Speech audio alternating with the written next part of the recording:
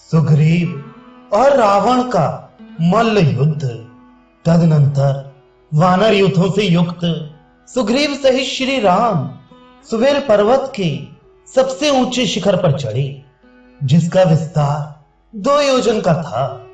वहां 2 घड़ी ठहर कर 10 दिशाओं की ओर दृष्टिपात करते हुए श्री राम ने त्रिकूट पर्वत के रमणीय शिखर पर सुंदर ढंग से बसी हुई विश्वकर्मा द्वारा निर्मित लंकापुरी को देखा, जो मनोहर काननों से सुशोभित थी। उस नगर के गोपुर की छत पर उन्हें दुर्जय राक्षस राज रावण बैठा दिखाई दिया, जिसके दोनों ओर श्वेत चमर डुलाए जा रहे थे। सिर पर विजय छत्र शोभा दे रहा था। रावण का सारा शरीर रक्त चंदन से चर्चित था। उसके अंग लाल रंग के आभूषणों से भूषित थे। वह काले मेघ के समान जान पड़ता था। उसके वस्त्रों पर सोने के काम किए गए थे। ऐरावत हाथी के दांतों के अग्रभाग से आहत होने के कारण उसके वक्ष स्थल में आघात चिन्ह बन गया था। खरगोश के रक्त के समान लाल रंग से रंगे हुए वस्त्र से आच्छादित होकर वह आकाश में संध्या काल की धूप से ढकी हुई मेघमाला के समान दिखाई देता था। मुख्य मुख्य वानरों तथा श्री रघुनाथ जी के सामने ही राक्षस राज रावण पर दृष्टि पड़ते ही सुग्रीव सहसा खड़े हो गए। वे क्रोध के वेग से युक्त और शारीरिक एवं मानसिक बल से प्रेरित हो सुवेल की शिखर से उठकर उस गोपुर की छत पर कूद पड़े। वहीं खड़े होकर वे कुछ देर तो रावण को देखते रहे, फिर निर्भय चित्त से उस राक्षस को तिनके के समान समझकर वे कठोर वाणी में बोले, राक्षस, मैं लोकनाथ भगवान श्री राम का सखा और दास हूं। महाराज श्री राम के तेज से आज तो मेरे हाथ से छूट नहीं सकेगा। ऐसा कहकर वे अकस्मात उछलकर रावण के ऊपर जा कूदे और उसकी विचित्र मुकुट को खींचकर उन्होंने पृथ्वी पर गिरा दिया। उन्हें इस प्रकार तीव्र गति से अपने ऊपर आक्रमण करते देख रावण ने कहा, अरे, जब तक तू मेरे सामने नहीं आया था तभी तक सुग्रीव सुंदर कंठ से युक्त था।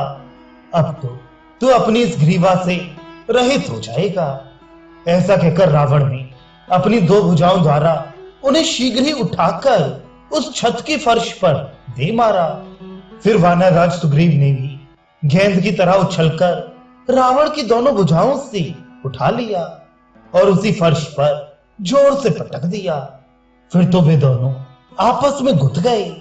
दोनों के ही शरीर पसीने से तर और खून से लथपथ हो गए तथा दोनों ही एक दूसरे की पकड़ में आने के कारण निश्चेष्ट होकर खिले हुए सीमल और पलाश नामक वृक्षों के समान दिखाई देने लगे। राक्षस राज रावण और वानर राज सुग्रीव दोनों ही बड़े बलवान थे, अतः दोनों घूंसे, थप्पड़, कोहनी और पंजों की मार के साथ बड़ा असह्य युद्ध करने लगे। गोपुर के चबूतरे पर बहुत देर तक भारी मल्ल युद्ध करके वे भयानक वेग वाले दोनों भी बार बार एक दूसरे को छालते और झुकाते हुए पैरों को विशेष दांव पेंच के साथ चलाते चलाते उस चबूतरों से जा लगे। एक दूसरे को दबाकर परस्पर सटे हुए शरीर वाले वे दोनों योद्धा किले के परकोटे और खाई के बीच में गिर गए। वहां हाँफते हुए 2 घड़ी तक पृथ्वी का आलिंगन किए पड़े रहे। तत्पश्चात उछलकर खड़े हो गए। फिर वे एक दूसरे का बार बार आलिंगन करके उसे बाहुपाश में जकड़ने लगे। दोनों ही क्रोध, मल्ल युद्ध विषयक अभ्यास तथा शारीरिक बल में संपन्न थे। अतः उस युद्ध स्थल में कुश्ती के अनेक दांत पेच दिखाते हुए भ्रमण करने लगे। जिनके नए नए दांत निकले हों, ऐसे बाघ और सिंह के बच्चे तथा परस्पर लड़ते हुए गजराज के छोटे छोनों के समान वे दोनों वीर अपने वक्ष स्थल से एक दूसरे को दबाते और हाथों से परस्पर बल आजमाते हुए एक साथ ही पृथ्वी पर गिर पड़े। दोनों ही कसरती जवान थे और युद्ध की शिक्षा तथा बल से संपन्न थे। अतः युद्ध जीतने के लिए उद्यमशील हो एक दूसरे पर आक्षेप करते हुए युद्ध मार्ग पर अनेक प्रकार से विचरण करते थे। तथापि उन वीरों को जल्दी थकावट नहीं होती थी। मतवाले हाथियों के समान सुग्रीव और रावण गजराज के शुंड दंड की भांति मोटे एवं बलिष्ठ बाहुदंडों द्वारा एक दूसरे के दांव को रोकते हुए बहुत देर तक बड़े आवेश के साथ युद्ध करते और शीघ्रता पूर्वक पैतरे बदलते रहे।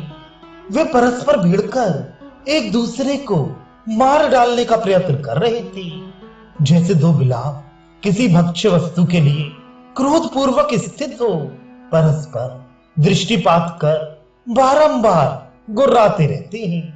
उसी तरह रावण और सुग्रीव भी लड़ रहे थे।